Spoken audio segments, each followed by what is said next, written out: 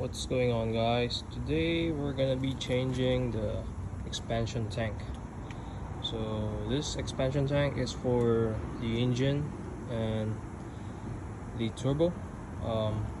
What's happening is once I get into a temperature, coolant just spits out like in high temp.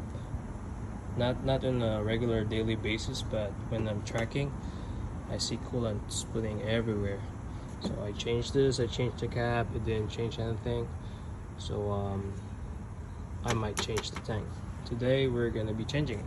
Anyway, I got the tank here directly from Toyota, because I think if I order from BMW it's gonna be a different shape. Yeah, it's gonna be easy. I'm just gonna have to transfer that cap right there, the new cap.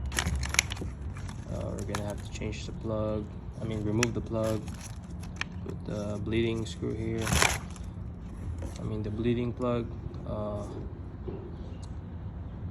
one coolant hose here, and this is the mounting point. Part number is here. I bought it online and picked it up from Longo Toyota. So let's start. So what we're gonna do today is first we need to remove any cover or strut brace. I've already started removing it, and make sure the coolant is a little bit cold, I guess, but based on what mine is, it's hot. Anyway, let's proceed. Unplug that, unplug this, and then lift it a little bit, and you'll see the plug right there. You have to disconnect that, and then we can just easily lift it up. But first I need to remove this. Yeah, let's start. Each hose has a locking pin that you need to pop. You can use a flathead or some pick tool like this one. Yeah, see how it is. Just have to pull it, not too much.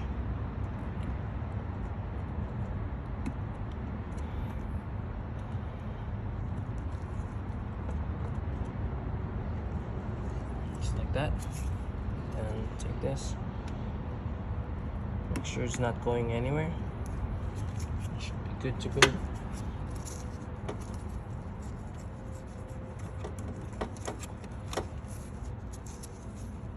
There you go, one down. We can proceed to the next one. Anyways, found something, like I used a flathead just a little bit. You hear a clicking sound, see? Should go up. Done. So I was checking, and this heat exchanger low temp reservoir is on the way. So we have to push that pin right there and lift it up, take it all the way out. Well, don't disconnect it, because you're gonna have to rebleed this as well. So yeah.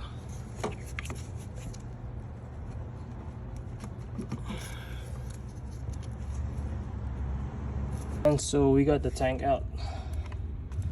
The hardest part here is this clip. You have to remove the pin here, the hose clamp. Got to break this one.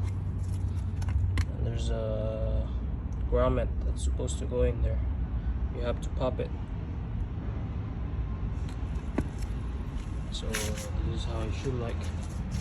Oh yeah, also there's a pin here that you're supposed to pop out, and pin here, and then this is the grommet. You have to remove it because the brand new one comes with one. See, pin back on, pin back on. Yeah, let's do it. Old one versus new one.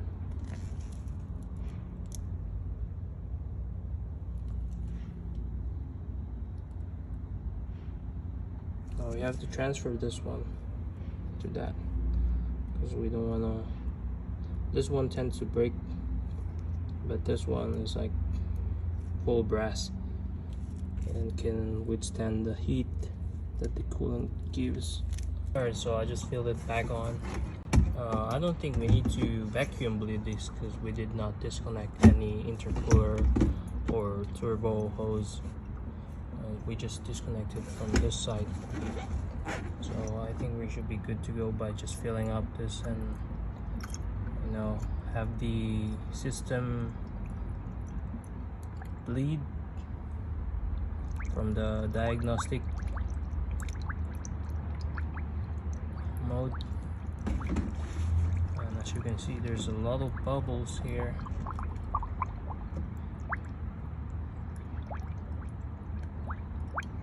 This is a coolant that is 50-50 mix, so 50% water, 50% coolant.